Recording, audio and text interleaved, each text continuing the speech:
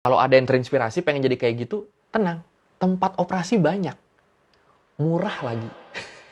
Ini sebenarnya dari lama udah banyak banget yang nanyain ke gue. Bang, kok di Thailand banyak ladyboy-nya? Ya udah langsung aja. Ini dia, sejarah kenapa banyak transgender di Thailand. Di Learning by Googling.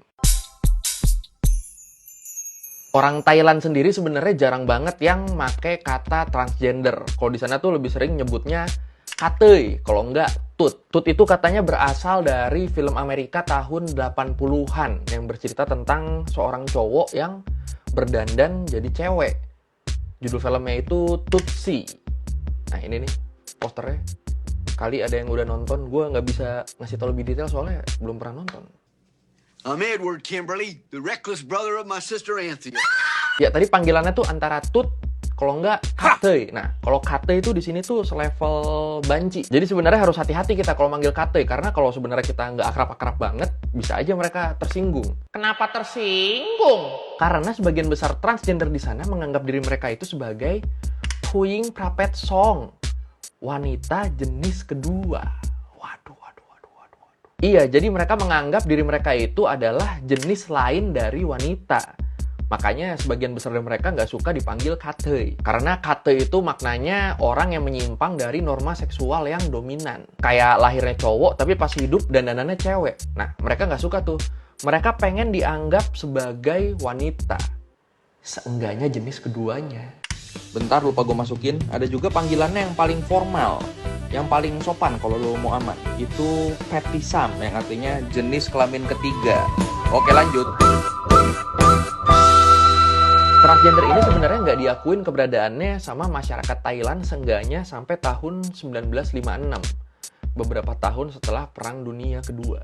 Dulu nggak usah jadi transgender. Lu ngaku gay aja tuh ya lu bakal dianggap aib. Bahkan saking aibnya nih, sebenarnya, ini nggak gue masukin di video gue yang kemarin. Jadi katanya ada satu raja dari raja-raja yang gue bahas kemarin tuh yang diyakini sebenarnya dia ini gay. Tapi ditutup-tutupin sama pihak kerajaan. Penasaran kan lu yang mana? I can't tell you that. Makin kesini, seiring berkembangnya zaman, kate ini mulai ngeblend di masyarakat. Akhirnya transgender ini dianggap sebagai salah satu budaya di Thailand. Kate ini sampai udah ada versi translate bahasa Inggrisnya.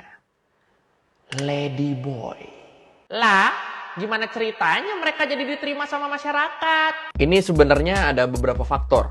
Tapi diyakini faktor terbesarnya adalah kepercayaan. Jadi orang Thailand mayoritas agamanya Buddha.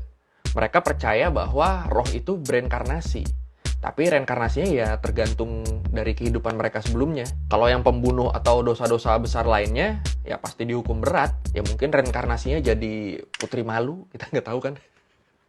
Tapi kalau orang yang melakukan dosa-dosa kecil di kehidupan sebelumnya, kayak maling, tukang pukul, ninggalin istri pas lagi hamil, mereka ini akan dihukum dengan terlahir sebagai anak laki-laki yang nantinya berubah jadi perempuan.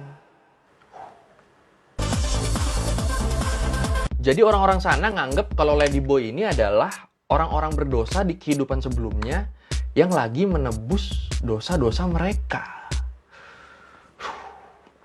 Jadi sedih gue. Temen gue cerita, di sana tuh kalau ada anak cowok, biasanya umur 13-15 tahun, yang mulai ngerasa kalau sebenarnya mereka itu cewek, ya mereka nggak akan nyoba ngelawan. Enggak, gue cowok. Mereka nerima, terus diem-diem mulai beli obat hormon di apotik, terus mulai deh dandan feminim. Terus orang tuanya kalau tahu gimana? Ya jelas lah, mereka biasa aja. Ya kebanyakan sih katanya biasa aja. Terutama mereka yang emang tinggal di kota-kota besar. He dressed up like a girl. Jadi di sana kalau lu katei, kalau lu ladyboy, lu nggak akan dianggap aib. Lu cuma bakal dianggap sebagai orang yang terlahir kurang beruntung. Udah, gitu aja. Ini level toleransinya gila sih ya. Dan jangan salah, ini bukan berarti kalau lu jadi ladyboy, lu bakal dibiarin gitu aja. Lu tetap bakal dibimbing pelan-pelan biar dapet pencerahan. Makanya beberapa biara di sana juga membuka program khusus buat kate yang pengen jadi cowok lagi. Diajarin kalau kali lu nggak bisa ngubah semuanya, tapi lu bisa ngendaliin perilaku lu. Sambil tetap jangan lupa kalau lu terlahir sebagai laki-laki, bukan perempuan. Jadi buat ngerubah mereka tuh pelan-pelan dirangkul, bukan pakai jalur otot sama bacot. Banci lu, dosa lu, masuk neraka lu. Tapi sebenarnya toleransi terhadap ladyboy ini tidak menyebar secara rata di Thailand. Kebanyakan toleransi tinggi ini ya di kota-kota besar kayak Bangkok, Chiang Mai, Pattaya. Sedangkan di daerah-daerah tuh masih banyak tindak diskriminasi dan penindasan terhadap katoi, terhadap ladyboy. Sering dibully jadi mereka. Kayak ini ada satu berita tentang anak umur 13 tahun yang sering diejek ladyboy sama teman sekelasnya. Akhirnya dia nyuri pistol bapaknya dan ditembak temannya itu di sekolah. Meninggal. Terus ada berita lain juga, ada anak umur 14 tahun yang gantung diri karena sering diledek gay. Masalahnya nggak ada yang tahu ini anak sebenarnya gay apa bukan. Jadi dia tuh sering diledek gay cuma gara-gara suka main sama cewek-cewek.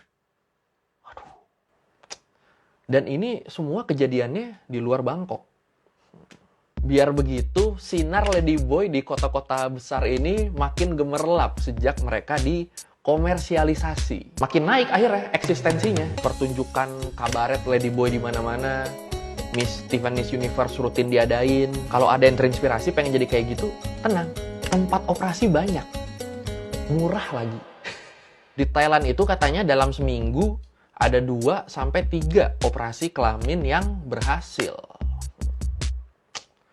Coba gue cek saldo dulu. Udah cukup belum ya? Ya walaupun di masyarakat udah diterima banget, tapi tetap sampai sekarang ladyboy ini keberadaannya nggak diakuin secara hukum.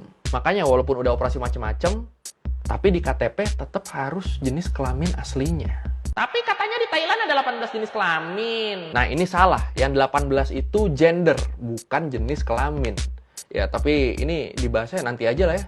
Bakal panjang lagi nih soalnya ntar. Gila lu 18.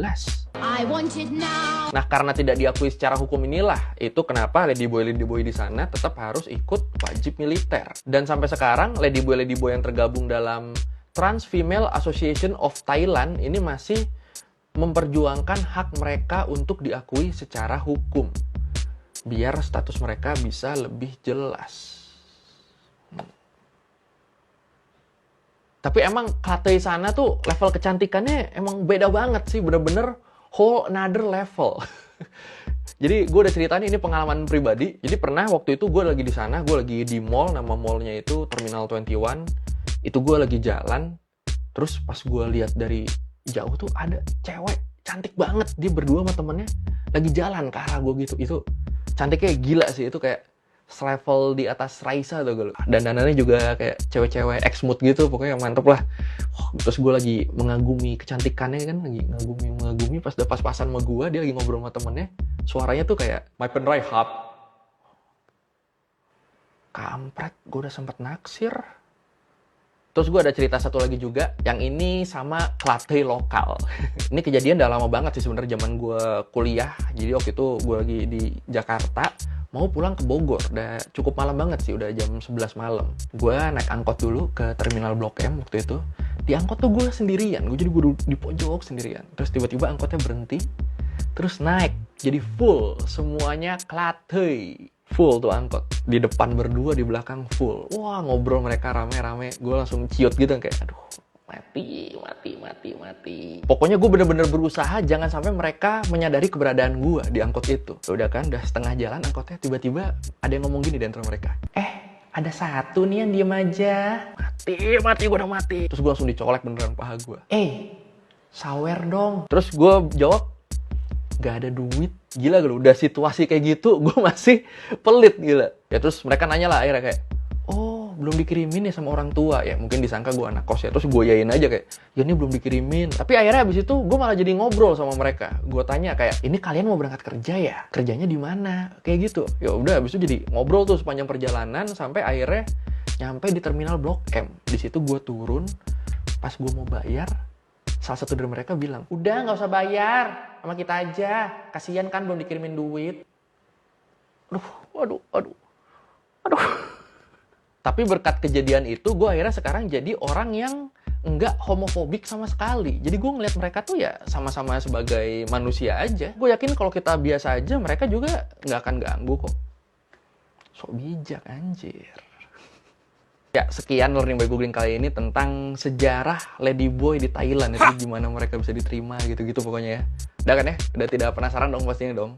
Kalau lu mau nambahin, lu mau nanya, atau lu mau ngerevisi kali gue ada yang salah, tulis aja di komen, nanti kita diskusi di situ kayak biasa. Oke, thank you. Jangan lupa like, comment, subscribe. Bye.